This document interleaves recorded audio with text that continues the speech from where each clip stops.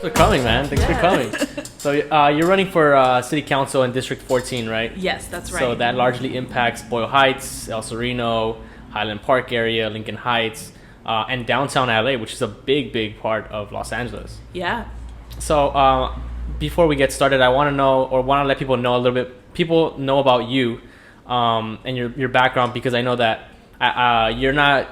You didn't study like politics in college or none of that, so you come from a different background. Can you kind of like elaborate on that? Absolutely. So I started off college as a bio major, pre-med. I minored in music, and I ended up not going through the pre-med route. Lots of life things happen. It's difficult. You know, medical school will always be there. If down the line I decide I'd like to continue that path, right, I can always go back. But you know, I started out, I majored biological sciences, minored in music, and I started my career early on. The university I went to was in Philadelphia. It's called Drexel University. And man, it's cold over there. I know. I went there for like a trip with my friends. Yeah. Jesus Christ, it was spring and it was super cold. It was like still snow on the ground and stuff. Yeah, no, there was like, especially some of the later years that I was there, it was snowing pretty far into the season. Jesus, yeah. Which is not normal, like having snow in March, having snow in April. Right, yeah. Like, that's weird. And some of the weather here actually is starting, like I'm wearing a lot of my Philly gear right now. Like, are you serious? Yeah. It's that cold? Yeah. Jesus and like the Christ. rains we had over Thanksgiving, I was like, this is East Coast rain. Like, I'm not here for this. I don't know. I've been to the East Coast and it's freaking freezing over there. Yeah, but you know, my favorite time of year on the East Coast is actually like October, because it's still really temperate, but the weather's not super humid. Right. So it's October. That's in my opinion, the prime time. But yeah, the weather's not great. And the summers are so unpredictable. You can't even Seriously? plan a beach Even the weekend. summers? Yeah, like it'll rain in the summer, like randomly. You can't even plan a beach weekend far in advance because it might just rain. Dang. Yeah, so I lived in Philly for nearly 10 years. I was in 10 years, years, wow. and grad school there. I graduated at the height of the recession, but the program I had at Drexel had a co-op program, and so the earliest part of my career was in a home care agency. And then after I graduated, there wasn't a lot of work if I wanted to move home, especially for an entry-level person. Oh, I'm sorry. I think you're going to have to move a little closer to the mic. Let's see. Yeah, that's a little uncomfortable, and I was trying it out myself. Let me actually move the chair. This is better? Yeah, that's better. Okay, Thank great. you. Yeah, no, I noticed actually in the screen that the... Yeah, I was like, I just barely noticed that. Yeah, okay. This is better? Yeah, that's better. Excellent. So, yeah, there wasn't a lot of work in Los Angeles for somebody who was an entry-level bio major trying to get into research. And so I ended up finding work in Philly. And is that where you were there for 10 years? Yeah, and then okay. and then I went back to grad school, part of that as well. And I also did some post-baccalaureate coursework in psychology too. And the fact that I couldn't come home, you know, even if I wanted to, trying to find work, that's unfortunate. It shouldn't have been that way, because it's the height of the recession, and you know, now we know there's a lot more data that people that start their careers during recession have depressed wages for their life. Wow. And it's really hard to recover from that. And it makes sense, because you know, I knew a lot of people who were underemployed, who were not employed related to their majors, or never have found work that's related to their majors, and they're happy now, some of them, and you know, they've made their life work out, and it's great. But it shouldn't have been like that. It's so weird, because a lot of people see Los Angeles as like this industrial city where like you could come here and you're gonna get a job, but like you're telling me that's not true. I don't think it's fully true. I think I think our wages here are really stagnant, and especially talking about some of the kind of insidious statistics that you don't realize are a fact. In the 14th district last year, according to some of the business reports, we lost 800 jobs, primarily in manufacturing and education, but that's 800 heads of household without work. Right. That's blocks worth of people. 800 jobs. What does that mean? And so I think that to me is a warning shot about our economy and what could happen. Thinking about what kind of jobs used to be here. We had a lot of manufacturing jobs here on the east side. Right. You know, my grandfather worked as a machine operator. Yeah, there's a lot of empty warehouses. Like if you just go down the street, there's a bunch of empty warehouses that are getting leased or like just trying to get leased. Yeah. And I think, the death of retail is really impacting LA, downtown, the east side, northeast LA in pretty heavily, but I think it's kind of silent because, again, like you said, people look to LA as this vibrant, economically perfect place, and it's not, and I think we need to talk about that in a different way than it's been talked about, because we do have a lot of homelessness here. And I think when we look at homelessness and who is becoming homeless, I think we're really underreporting how many young people under 40 are becoming homeless because of the economic circumstances that they came up in and they started their careers in, and the student loan crisis specifically. The statistics say that Black and Latino kids have some of the highest levels of student loan debt. Us in our District 14, we do have some of the highest levels of student loan debt, the balances and the default rate in the city. Yeah, I know in South LA as well. I think Bernie Sanders, one of his main objectives is to get rid of a lot of student debt. Mm-hmm. And before I was not really into Bernie, mm-hmm. but as I'm approaching the end of my college career, I'm like, you know what? I'm gonna vote for Bernie Sanders because this guy's gonna clear my debt. Yeah, well, and I was in grad school during Bernie's 2016, and I remember, I'd come home for a visit, and people would be like, oh, Bernie has no chance, and I was like, come to my campus and then try and tell me that. Right. Because a lot of people are Bernie Sanders supporters in college campuses. Yeah, and I think specifically the 2016 time his platform was very timely. And I mean, he's been talking about the same issues for a very long time in some of the same ways, but the way that it was approached at that time was just right for the time, just right for the young people, the youth, and what we were dealing with. And I think that's why it resonated so much, because people were struggling and we weren't being heard. Right. And he made people feel heard in a way they hadn't been heard in a long time. So one of the questions I wanted to ask you, just to start off, but obviously we didn't start off with this, but is, say, for example, tomorrow you get into office and you're elected into District 14.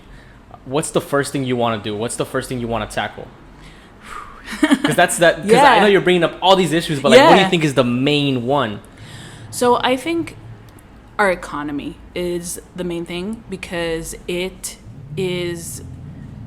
what's around us. We have really high rates of homelessness, and again, all of these things are interconnected. If we don't have the funding coming through to fund health services, dealing with some of the health disparities we have, if we don't have the funding to get the mental health care that we need, even though I know a lot of that's handled by the county, if we aren't looking at ways to get access to capital for the community, we're gonna have some serious issues. I mean, people are gonna start leaving, which on the campaign trail, a lot of people have told me, oh, hey, you know what, I moved already. I grew up here, but I live in the Inland Empire now because I can't afford it. Right. A lot of people are doing that, and we've mentioned in the podcast before that the move is literally to the IE, to Barstow, Victorville, Apple Valley, or any other place in that greater Los Angeles area. And I always wondered why. So maybe you could explain why that is. I mean, the property values are more affordable out there, and people can't afford housing. They can't afford the rents, and especially in the East Side, Boyle Heights, over 60%, the last time I checked the statistics, are renters. And when you're renting, you're at a much higher rate of displacement, because there is kind of an understood impermanence to renting, and that you will never own it. Right. And that means that you're vulnerable to the whims of whoever owns the place. And even if, you get along really well with them and they're great people, ultimately, if something happens, say they pass away, the house could go into somebody else's hands who might have a different idea for what they want for it, and you could be left out on the street, out to dry, which is really, it's sad. And it ends really poorly for people. And so when you have a really high rate of renters needing somewhere to go, and the rents are $2,000 a month for a one bedroom, they're going to go somewhere where they can afford it, especially if their salary is around the median for this district, which is also around $43,000 a year, which qualifies you for HUD housing in some places. Right. So they're going to find where they can afford to live, and if that's where the affordable housing is, that's where they're going to go. I know a couple people that moved out, and they say that they're living much better out there. But of course, not everyone wants to move out because people are connected to this community in different ways. There's a lot of folks who I've met who say, I moved out, but I'm here every weekend because I'm here to visit my family. Right, There's yeah. people who will come to the neighborhood park that was their neighborhood park when they live here, even though they live out way further. They're like, oh, I live in Monrovia now, but like, this is my park. Because they're connected to the community, right? Yeah. And so it's like, is it really voluntary? Yeah. No. So you think that the main problem is the economics within this area, like the bad financial, I guess, crisis you could call it. Yeah, because I think it really feeds into, and of course the statistic is that only 58% of people in our district feel that they're getting the social and emotional support that they need.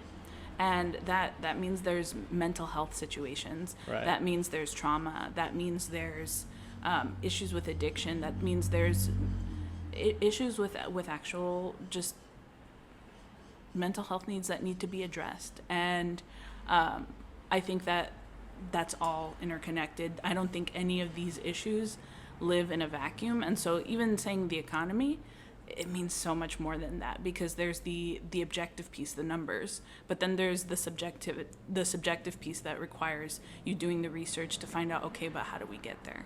Right. So, and that's where, like, and I read this article where you were like getting interviewed on like what are some things that you're bringing to the table that other candidates may not have, and that's that background of being a scientist and like doing background research instead of just, you know, pushing forth certain policies without like looking at statistics, without looking at reports. So yeah, and it's not just about looking at the numbers and being like, okay, this is it. It's about presenting data is about telling a story, and Right. it's not just telling any story. It's about telling the story that is to the best of the ability that you can. And looking at our homeless count statistics, one of the critiques I've offered about it is the bins in which they're collecting the different age groups. There's an age group of 25 to 54.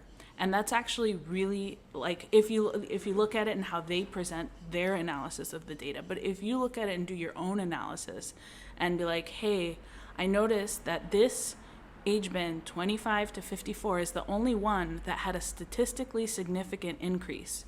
But that leads me to more questions, because that is too broad. That means that somebody who's 25, 30, who came into their careers at the height of the recession is being compared the same way as somebody who's in their 50s who might have came into their careers during the Clinton surplus years. And that's a completely different scenario. Right. So it almost leads to more questions than it answers. And then you can say, is this actually helpful?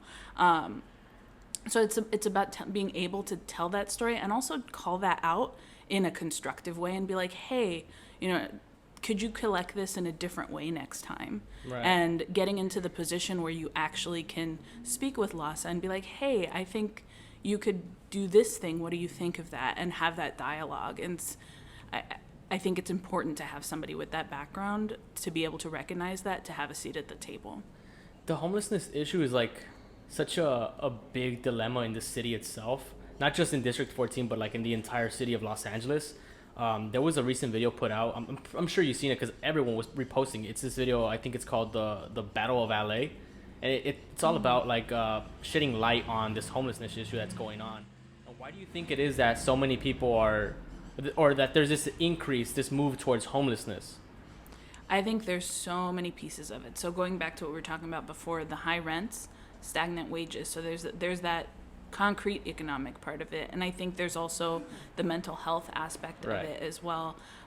In that's a huge one. Yeah, and we don't have enough affordable mental care out, you know, in these areas. And people, I think there's a lot of stigma associated with mental health issues, and that means that you're going to have people fighting some of these facilities because of that stigma. And Right. I think it doesn't just mean, like, yes, we need to make sure there's homeless housing and mental health services in every neighborhood, because there's nothing more family oriented than making sure that everyone has the care that they need, so that way families aren't torn apart by the issues that come with this. Right. A lot of people don't like that though. Like when I was doing a campaign for Ronaldo Fierro, one of his main points, one of the main points he told us to tell people was that he's going to work to solve the homelessness issue, but not by just providing housing, because a lot of people don't like that. They don't like that we're just housing them, because they feel that it almost gives them this incentive to become homeless. So I think that the solution's far more complicated, but I don't even know what the solution might be. No, and going back to what I said before when I said like the economy it's not even just one piece of it. There's so much that goes into that to create that issue. But I think getting these services in every neighborhood, not just in one place, and also looking at, okay, what is causing the fact that we had depending on where you look for the numbers, a 1 to 2% disparity between the population growth over the last decades and the number of housing units. That of course is going to economic supply and demand.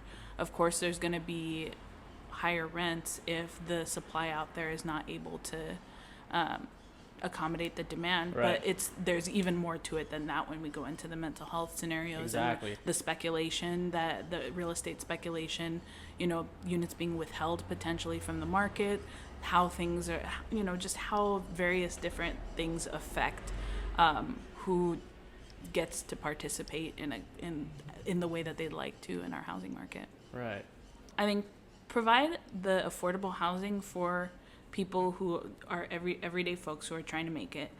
You need more of the supportive housing for the people who might not necessarily have the stability to be able to pay a rent every month. Again, mental health issues, and getting that sort of wraparound care that's needed. We need more of that. And then we also need kind of long-term solutions. So going back to what we were talking about a few minutes ago about some of the resistance that there is to getting mental health care facilities in places, I think this starts with more like long-term education of the public and of the community, to reduce the stigma around mental health and to encourage people to get help when they need it, to get help for their family members when they need it before things get really bad. And I think that can start really easily from a council office at the most simple base form in social media, because that's how so much of us get our information now, social media, new media. And that's something that wouldn't really cost the council office a lot of money to do and get started with. And then, of course, taking it up to the next level and, working with the school districts to get more education about mental health, and to put, to have those conversations within the communities and within families to slowly reduce that stigma, so that way when people, before they get on the street, before things get really bad, the interventions can be had. Jesus, it's such a complicated issue, because and it's like literally an issue that is like put in front of our faces, but yet we don't even know what to do about it, because like homelessness is such a obvious issue. Like it's something that you could literally go outside and see for yourself. Yeah, anytime, but any day. The solution, it's almost impossible to draw one concrete solution to this whole crisis that's going on. Yeah. It's crazy. And I mean, it didn't happen overnight, and it's not, because of that, it can't get solved overnight either. It's like when somebody gains 80 pounds, it doesn't happen. They gain it's slow and gradual, and then the same process has to be to get back to the weight that they like to be. And obviously it's even more severe than that, but it's the same principle of the long term of how it happened. You mentioned that there's a lot of students come back from college and they can't find a job back in the places where they live. So what do you think is a solution to that? So right now, one of the things that's in the works is, and this is well before I started running, is that there's a biotech corridor plan for parts of District 14. That's another reason why I think it's really important for somebody with a scientific background to have a seat at the table, because they know what that work looks like, and they also know how to make sure to hold the employers accountable to hiring people from the community, because we'll know what those jobs look like day to day and what support positions are needed around it. The estimate that I read is that it could create about 4,000 jobs. and that's only the scientific work, not including the support positions around it. There's a lot of concerns that it could cause runaway rents, much like what's happening with the stadiums at Inglewood. And I think being able to hold those employers accountable to hiring local folks, and making sure that they have access to these opportunities, especially when we have just in the district, there's Occidental College, there's Cal State LA, which is recognized by the National Science Foundation for graduating the largest number of Latino kids who go on to get PhDs in STEM. So because there's this pipeline of talent that's right here in our backyard, we need to make sure that the local kids are getting an opportunity for these, and that these opportunities are being created, because in good conscience, we can't be steering kids towards degrees that they're going to take out a lot of loans for and not be honest with them about what their job prospects are when they come home. Right. Because if they can't come home, that means they won't be able to support their families in the same way. They might not even be able to find work that supports the loans that they got. Right. So one of the other things that correlates with high student loan balances is weak job markets. And again, going back to the fact that we had an 800 job loss here in this district, that's a warning shot. So we can hold employers accountable and have those conversations when those developments get approved to be like, hey, are you doing targeted local hires? Are you going to be reaching out to the community to hire local kids? Are you going to be reaching out to the college campuses here to make sure that the kids here have a chance at these? And doing our best to make it right. Another thing that I wanted to talk to you about is this other issue that is also frequently brought up on this podcast, is the issue of gentrification. Mm-hmm. So how much do you know about like what's going on with the gentrification process in District 14? So one of the things, like taking it back to when I came back home after grad school, one of the things that really, there was many things at that time that catalyzed me. You know, whenever it's like, why are you running? I'm like, oh, let me count the reasons why there's so many. You know, and one of it was when I came back, I was kind of culture shocked when I came back, because there was culture shocked. Yeah, like that's crazy. You're Latina, right? Yeah, and I'm Latina. Mostly Latinos here. Yeah, and the thing was, so much had changed. Like a lot of the businesses that I had grown up around were starting to close, Latino businesses, and it was happening really, really fast. Right. And I was like, what is happening right now? Like, just to put an example, and I feel like everyone can relate to this because we probably all had it happen to us at least once. I went to one of my favorite mariscos places growing up, and I was like, oh, you know, I'll be back soon. I came back a few months later. I got there, and it was totally closed. Really? Yeah. Damn. And I was so upset. I'm like, I want to go to Jack in the Box now. Like, I was like, you know, like, yeah, just get some Jacks. I know. I was like, I wanted a mojada. I'm like, there's so many places, but you know, it's like when you have that one spot. Yeah, like, yeah, and you just don't want to let it go. Yeah, and I was like, this is a bad day. but it was one of those things. I was like, it happened so fast, like without any warning. That was the piece that got me. I think I was like, I had no idea. Another place, one of the carniceros I used to go to, and I went to go get a cut for my caldo, and then I went back the following Friday, and they were closed. No warning. Really? No, nothing at all. And I was like, this is happening so fast. So right. that's what I mean with, you know, being culture shocked, and that this is happening fast. I'm like, what is happening here? And, you know, looking at how things look on the outside, you know, places getting renovated, you know, renovating places is a good thing. And I think there's not a lot of access to capital for regular everyday folks to be able to, you know, get some painting done, because everybody's on such tight budgets because we aren't making enough to make ends meet. But it's more than that, because when you look under the hood, like, you know, the disinvestment is still there. The long term, like I was out canvassing, and I saw a neighbor. We were getting signatures, and we were talking about just the condition of the streets. And as I looked down, I was standing on sidewalk that was literally falling apart. Right. And that's just... And that's everywhere throughout the city. Everywhere. And especially in this district, there's so much where it like if you wanted to ride a bike, or if you wanted ridiculous. to You go to can't even do that. No. Yeah, it's not... So, like, it's... The gentrification is it's cultural shift and things changing economically really quickly, the rents raising really quickly, people getting rents raised on them at exorbitant rates. I spoke with one business owner who said that their rent went to $7,000 a month, and they had to pack up shop because it was just not a place that could pull that in. It was just not reasonable. 7,000 a month. 7,000 a month. That's terrible. Man. Yeah, and they were fortunate in that they found something still in the neighborhood, but a lot of folks haven't been able to. And I've had a lot of conversations like this, and I think, between that and a lot of the raising of the rents that are just, especially in the properties that are not rent controlled, that are way too fast for anybody to be able to handle. Like $1,000 rent increase, if like you can't, that's not a reasonable ask to make, and that like there's so much to that, there's so much. There's the issue that if a new buyer buys it now, the amount that they pay for the actual property is so much that they have to raise those rents. But also, the salaries are not going up with that.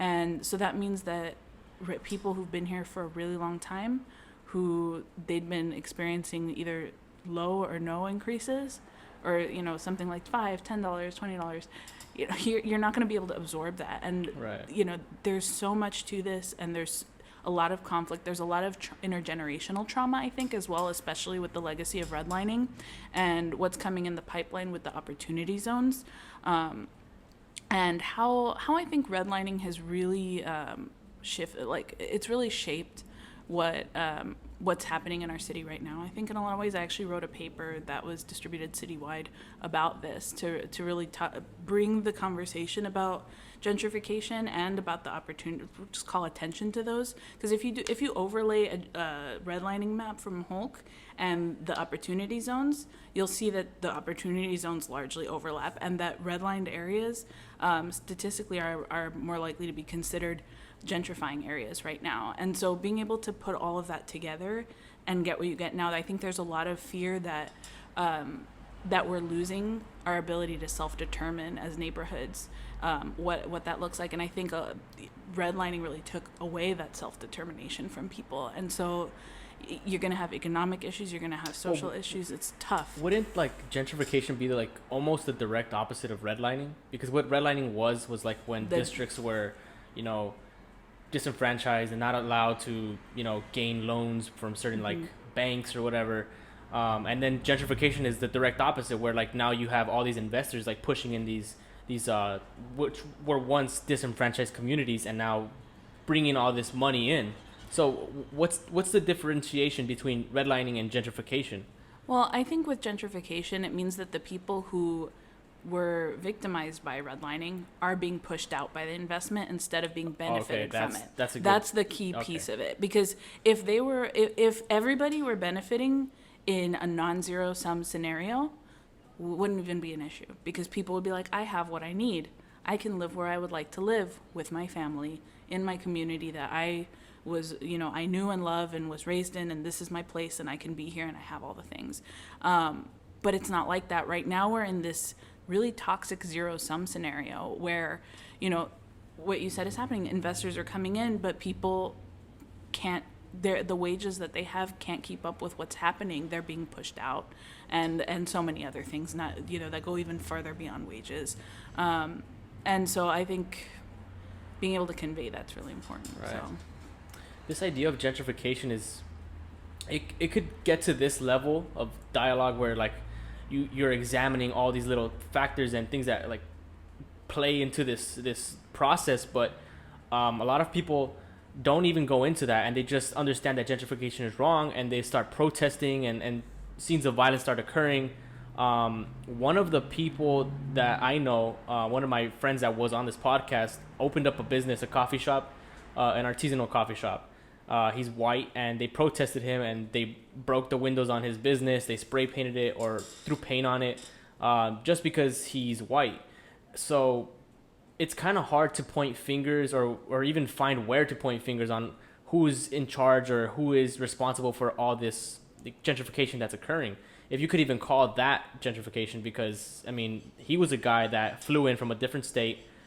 He found this spot. He saw that the rent here was cheap, so he rented his business here.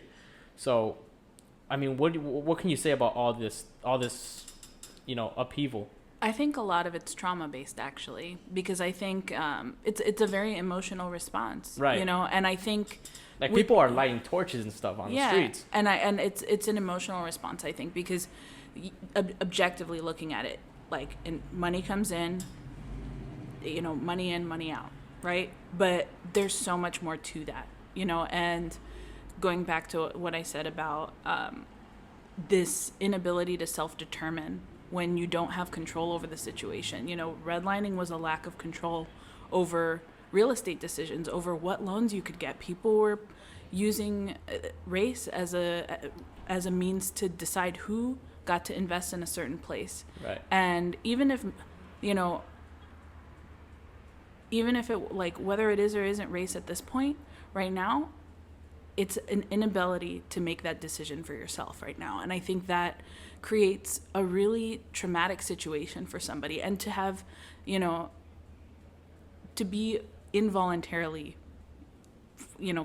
made to make a decision that is not what you want to be making, right? Because what I said before is, like, yes, people leave on their own because, they don't get necessarily pulled out of where they're, but they leave because they know that there is no real choice. Right. And it's like a false choice, right? Because if you stay and you might get arrested, there might be legal repercussions for you. And so if you leave, but is it really a choice? Right. Like, ultimately. And so I think there's a lot of trauma and emotion that comes with it, and that really needs to be acknowledged and and looked at and taken seriously. So is the solution, like, not to protest, or what do you think is the action that you should see from people in this community? Should they protest? Should they not protest? Should they, elect certain representatives, or what do you think people should do as individuals to combat this process? I mean, protest is a part of the dialogue. It's the dialogue of last resort when you feel like you're not being heard. Right. And I think that not even just in this community, like, citywide, nationwide gentrification is happening in cities all over the country in its own various ways. And I think our conversations right now about issues are just really strained and really tense and kind of toxic. And I think that, going back to that table of, like, how can we be good to each other and try and make this right and try and identify why this is playing out this way. And that's not, there's no magic bullet. Like, there's no there's no overnight solution, much like what we were talking about before with homelessness. Right. It's going to involve a lot of really, really tough conversations in order to get to that place where you don't have the action of last resort. Yeah, what I tell people is that they should shop locally. Like, instead of buying coffee from Starbucks, they should buy from a local coffee vendor, or instead of buying clothes from, like, Target, they should buy from a vendor, right? Like, local shop. Yeah. I think I mentioned before how if you overlay the redlining maps and the opportunity zones, you'll see that there's a lot of commonality in which redline zones were and what the opportunity zones are now. And I think there's just not a lot of awareness about these zones, and there's a lot of worry that, and I think it's valid, that it could result in speculation. Right. Whereas on the other hand, there's something that it wouldn't, because some of the minimums for how long you need to be invested in the community in order to have that tax windfall come upon you is longer than it would be to be speculative. So there's a lot of uncertainty with it. And at the time that I wrote the citywide paper, the tax code wasn't finalized, and so there was ability to have more input into it. But about a month after that, it was finalized, and that was it. And so now it's just trying to be vigilant and trying to see how we can create chances for people of the community to actually be able to have an opportunity to invest in these. And I think that education comes from our congressional representatives, working with our city council representatives, working all together Right. in order to impart that information. And I just really haven't seen a whole lot of outreach for everyday people, and I've asked for it. And the fact that I haven't seen really another town hall about opportunity zones aside from the one that we hosted with the budget advocates to release this paper, and that was in the springtime, that makes me nervous. Right. So Wow, it's a lot of information to just take in. yeah. It's overwhelming. Yeah. What do you think it was that Jose Huizar, who is currently right now our city council member for District 14, what do you think he hasn't been doing in terms of like what you're proposing, and what he hasn't done for the community? At least visibly. So I think there's a lot of trust issues right now between, Especially because of the FBI thing. Yes. And a lot of people I don't think a lot of people even know about this, but Yeah. because you kind of have to research it yourself. Yeah. So recently Jose Huizar was the FBI raided his office. It's actually over a year ago now, just slightly over a Right. year ago, which is crazy. Right. But yeah. Well, relatively recently. Yeah. So they raided his office, and there still hasn't been any information released on why they went to his office and raided all his stuff. But yeah, can you elaborate on that? Yeah, so I think there's a lot of distrust because after that he was stripped of his committee assignments because he was the chair of the Planning and Land Use Management, and also I think he was on the Rules Committee if I remember correctly, and he got stripped of those assignments, which means that takes away power from our neighborhoods, because our council member no longer has the same level of input into those affairs as they did before. Right. Not that they can't, but it's just it feels different. But I also think just the lack of trust that really exists between our communities and our local officials,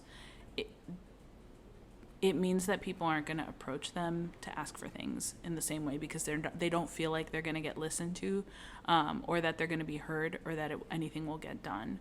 Right. And that also means, Measure EE failed, the tax for the teachers. measure. Exactly. And that, to me, is another warning shot, is that people are not trustful, or they're not feeling that they can trust our representatives to use that extra funding, especially after what happened with HHH, and the fact that yes, they're building the units now, but there still hasn't been any units created, and it's been 3 years. Wow. And so I think that trying to foster that trust is something that has not been optimally done. Right. And I think that that's everything right now, in terms of being able to accomplish more to help the community and solve some of these issues. Right. And there's the schools and communities first, to get split roll basically for property taxes and Prop 13 reform. And if we don't repair that trust, I'm in favor of it, but if we don't repair that trust, in a widespread way, not just in this district, but citywide, statewide, then we're at risk that it could fail. Right. And it's that kind of reform is what we need. So Prop 13 was a big one back in the day, when they started taking away taxpayer dollars for public education. Has there been a bill after that to kind of help funnel money from homeowners to, or property taxes to schools?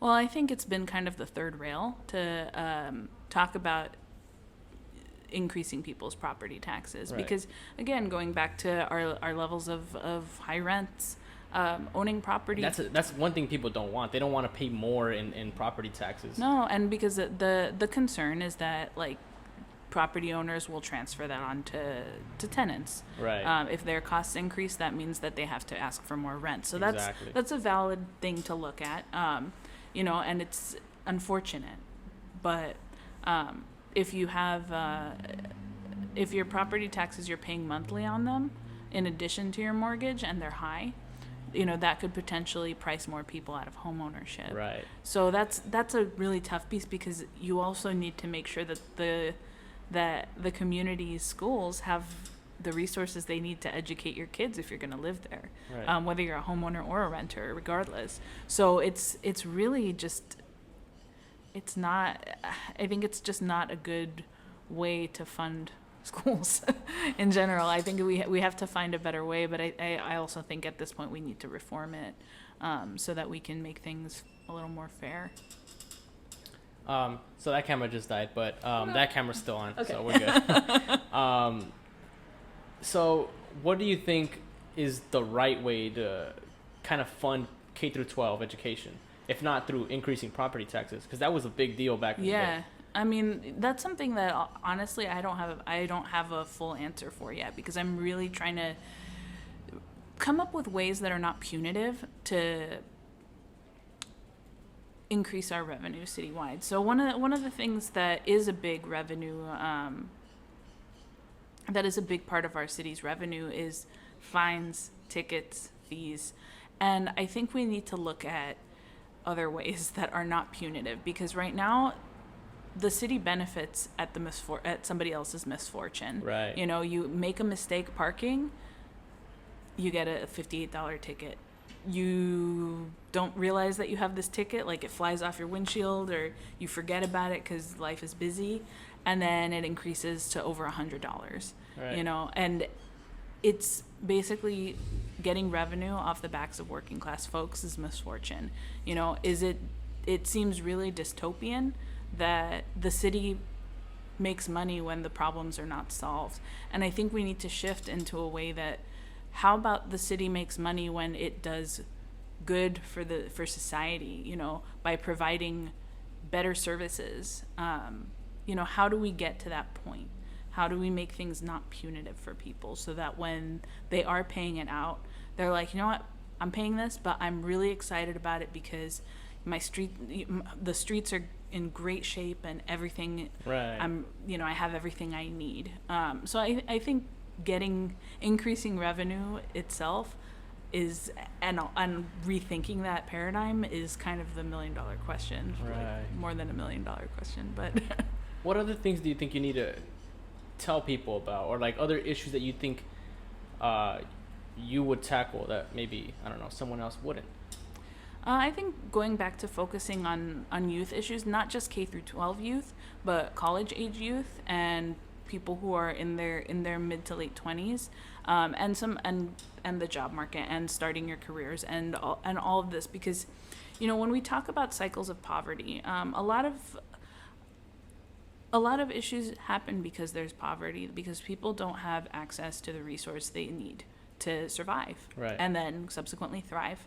And that, you know, that means that, at least in the type of society and economy we live in, that people are able to find the work opportunities that they need in order to sustain the expenses that they have in order to live a happy and healthy day-to-day life. And if we're sending people towards college degrees, towards college education, towards careers in STEM, towards higher education that costs a lot of money, we need to make sure that we're actually fostering a community that will welcome them with open arms, with jobs, with affordable housing, with clean streets, with proper infrastructure for health activities when they come back, whether they went to school locally, come back to regular day-to-day non-school life, or if they leave for school and come back home. And I think we're not talking about the fact that, there's people who told me during this campaign that they regret their college education because they're now in debt. Right. Because it didn't have the upward mobility that they were promised.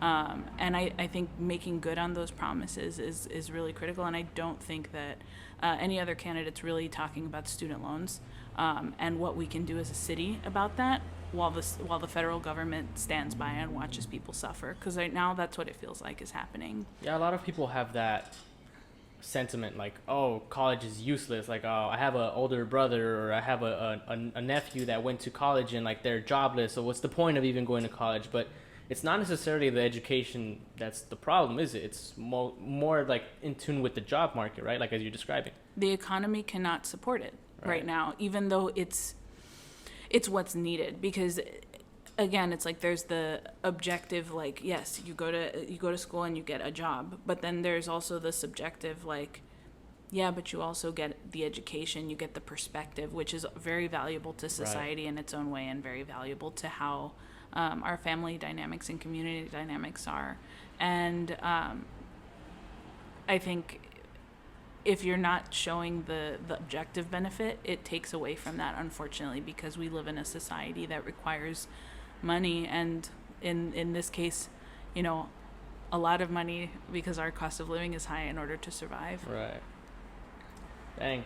Well, I mean, I think we pretty much covered a lot of good stuff here, so Covered a lot of we're ground. just gonna just cut it off right here. Yeah. And if you have anything else you want to say, I'd Absolutely. appreciate it. Yeah, so I do want to just bring up some logistical things. So one of the other things that, you know, really felt urgent for me to, there's so many reasons, and we could probably talk for another like 2 hours about it, but we don't have 2 hours.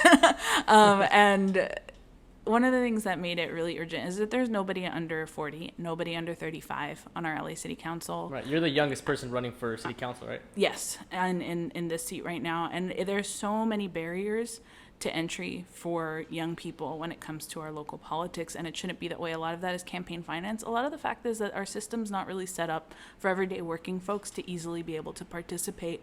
And with that in mind, I wanted to mention, because this is a really important piece, so I am still running for this seat, but I didn't make the signature requirement for how many signatures you needed. I had a really high acceptance rate. 80.3% of my signatures were accepted, which is quite high. Right.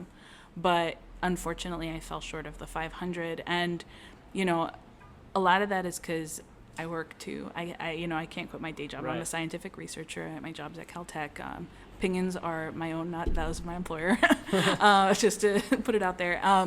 But you know, that means that the amount of time that I have, the amount of time that, you know, people who are my volunteers have, because, you know, these things are, they're in the time that you have, is unfortunately a lot more limited than you like it to be. And I think, so I'm continuing this campaign as a write-in candidate, which means that when you vote for me, you have to write my name onto the ballot. Oh, really? So for anyone out there that's going to want to vote for Jamie, you're going to have to write in her full name. So Jamie Tijerina, right? Yes. Okay. And basically, there's a new voting system. So that's another thing that I really want to stress for this, because this is going to be the first time that we have tablets, basically, to vote on at the vote centers. Right. And also, we have different timing and different locations that you might be. So there's VSAP, Voting Solutions for All People.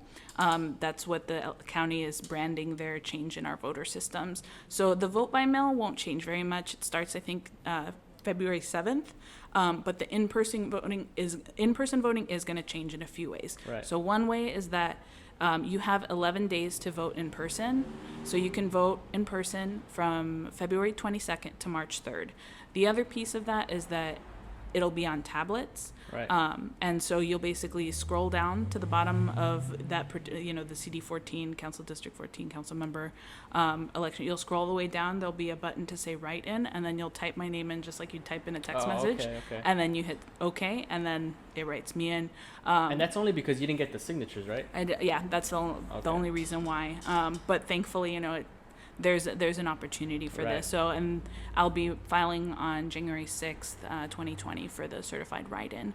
The other piece of this is that your vote center might change. So they're doing, instead of your regular precinct that is right by your house usually, you can actually vote at various vote centers throughout the county. So say you work next to a vote center, you can go to the place right by your work and vote for your own district and your own regular election. You don't have to wait till you get home. So that hopefully will create more access. But talking about it right now is really important to make sure we have the awareness, because a lot of people on the ground just don't know this is happening. Right. A lot of people don't know for some reason. Like, people Yeah. are just not involved, or people don't think that their vote counts. Yeah. But I think that these elections are even more important than the upcoming 2020 elections for a lot of people, Mm-hmm. because if locally these are elections that are going to affect you more than the actual presidential elections. Yeah. It's all on the same ballot. So like people, that's another thing that actually it feels really a lot of people don't realize it because it's getting drowned out by the 2020 elections. The presidential candidates and all that stuff. Right. So that's in some ways it's good because it's, I think, a lot more positive. Like, there really hasn't been any attacks or anything like that, which I think is good because that means people are focusing on policy as opposed to, each other. Right. And that's a much better conversation, but it also means that nobody's focusing on this at all. Right. So that's kind of bad. Sucks. It sucks because, like, this is arguably more important than the actual presidential elections. Yeah, 100%. For people in this community. Yeah. So crazy. So, people need to vote locally and pay attention to these politics. Yeah. And, I think, again, it's like the decision I made to stay in, even though our name's not on the ballot, a lot of it is because, you have to show, like, you can do this too. Even if it doesn't go the way that you planned, you have to still do it because it's about getting involved. And it's about also seeing yourself reflected in it and, like, being like, what, if that person's doing it, I can do it too. Maybe, right. Maybe next time I'll do it too. And that's really important. Well, thank you for coming here. Thank you for talking to, the people that are going to be voting for you. I think it's really important that we get to know who is running for certain, offices, because if you don't have this kind of information, then you don't really know who you're voting for. Yeah. So, you could be voting for, like, a random person that decided to run for, city council. Yeah. So thank you for coming. Thank you for speaking, and I really appreciated this time. Yeah, same here. Thanks. Right. I'll see you next time. See you next time.